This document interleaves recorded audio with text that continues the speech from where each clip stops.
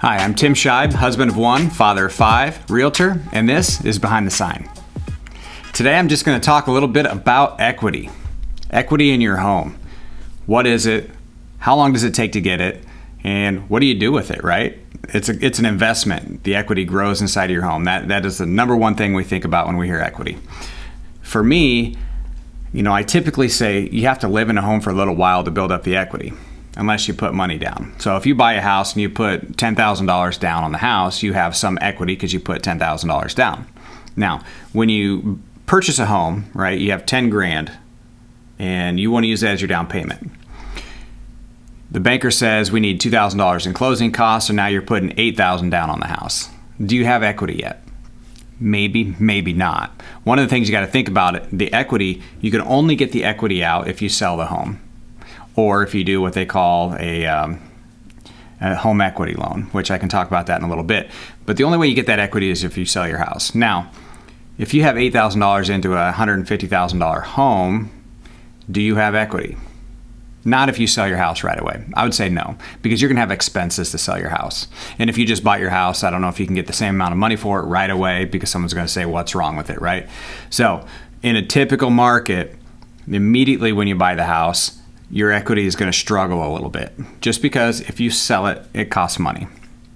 If you put 100 grand into a house, your equity's fine. You can get what they call, depending on the price of the home, of course. But if you put, let's say, 20 to 30% down on a home, you could get a home equity line of credit and you can borrow some of your equity out if you need it. So your equity is, we call that liquid at that point. But if you just buy the house, you don't have liquid equity. It takes a little bit of time to build that. I tell my clients that the longer you stay in the home, the better off you are, because that equity will continue to grow. One of the things with rental properties that's so beautiful is you buy the home, someone else is paying your mortgage. So someone else is adding to your equity of your home. You're not just sitting there hoping, waiting for the market to continue to go and continue to do better for your equity to build. Someone's paying that off for you. They're burying that equity in that home for you. That's a beautiful thing about a rental property. Now, if you have equity in your home, and this, for example, this last year, it's been absolutely bonkers. Home values have gone up tremendously. So if you bought this home for, say, $150,000 2 years ago, and then all of a sudden this year it's worth $200,000, you've got some pretty good equity in the house. You've got, $40,000, $50,000 of equity. And what we're seeing a lot of today are people doing what they call either cash out refi or home equity loans. Cash out refi. Interest rates 3.2. Here, interest rates almost 4%. You have a $250,000 loan, house is worth $350,000. You got 100 grand equity.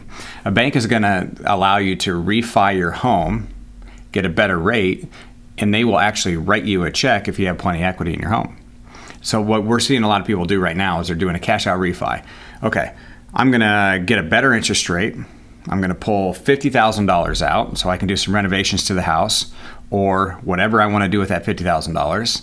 And I'm going to get a lower interest rate. So now my payment is going to stay the same and I get $50,000 out. We're seeing a lot of that. And people are either using that 50 grand to put a new roof on, put new windows in, take that old honey oak out and make it white. They're doing remodel jobs, which is increasing the value of their home. Probably not by the amount they're spending it. If they're putting 30 grand into it, it's probably not going to increase the price by 30 grand unless it's like the essential parts of the home that maybe it will. A kitchen is a prime example where you can typically get your money back. If you replace a furnace in a home, guess what? When you sell a house, you're expected to have a working furnace. So you're not really increasing the value of your home or increasing equity by putting money into a furnace. It's expected to have a furnace.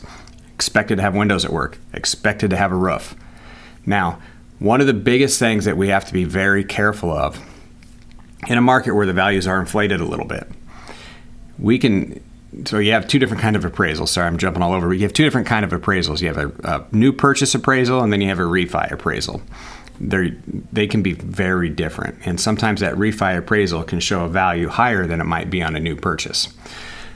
With that being said, you do a cash out refi, the value of the home is 300 on the market, cash out refi. The value of the appraisal on the cash out refi is 320,000, which allows you to borrow a little bit more money.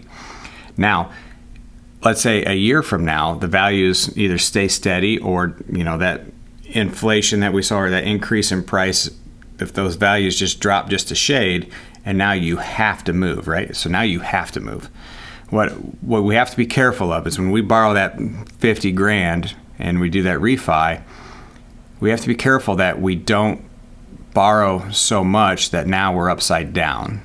And if we use that money, we need to put it towards the house. Sometimes you'll see people take 50 grand out, they'll spend 20 on the house, they'll go buy a car. Now that car is debt of the house, right? But now all of a sudden you have to move. You got a job, you're relocating or whatever.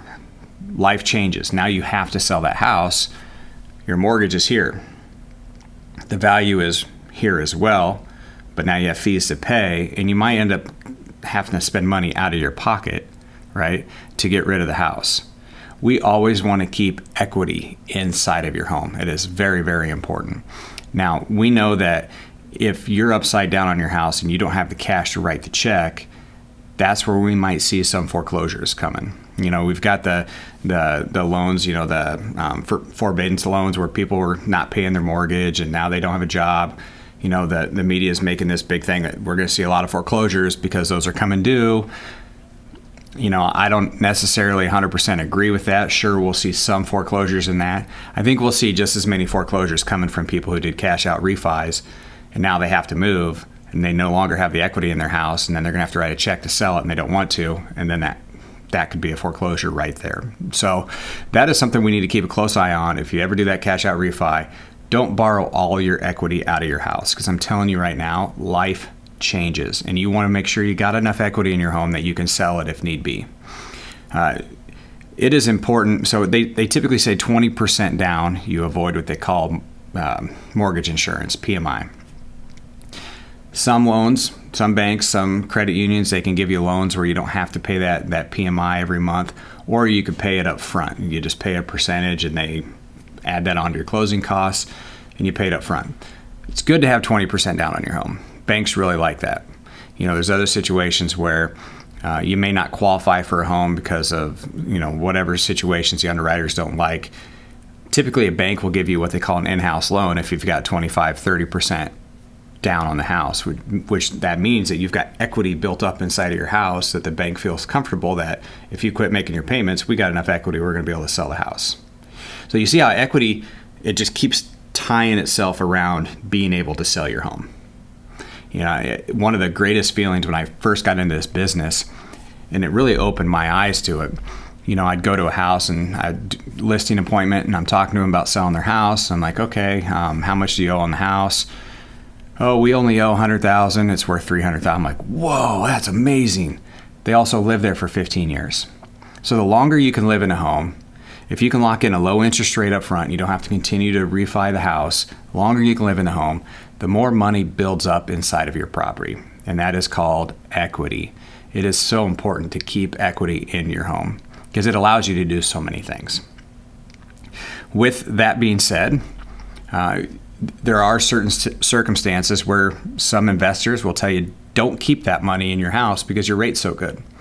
I've done a few videos in the past about getting started in real estate, getting started in real estate investing. You go out and you buy a house, you live there for 2 years, and then you move to the next one, right? Because when you get a residential, you're going to live in your home loan, you get a better interest rate and you don't have to put as much money down.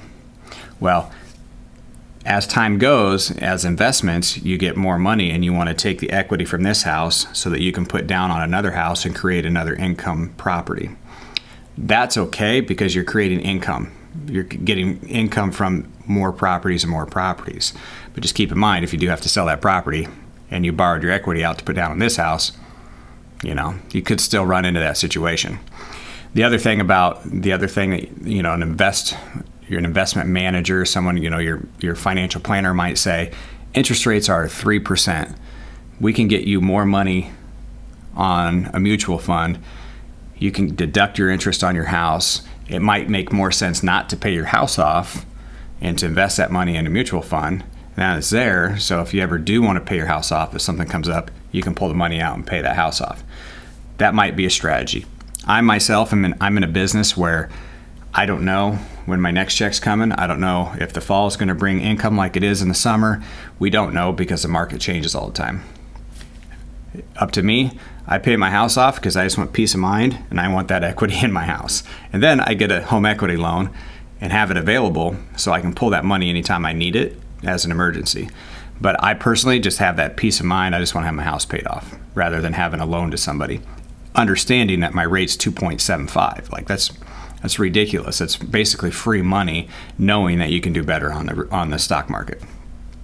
But at the end of the day, keep your equity in your home. Very important. It's a great safety net. Like I just said, you can open up what they call a line of credit against your equity. That can be your emergency fund. You basically just write a check out of that, send it in, and you get your money. I mean, it's just basically a savings account, knowing that you do have to pay that loan back, obviously. But that is a good safety net. It's nice to have equity in your home in case you ever have to sell. And it's nice to have equity in your home because they're typically going to appreciate in value. And as you pay your mortgage down, that equity builds. As the market goes up, that equity builds.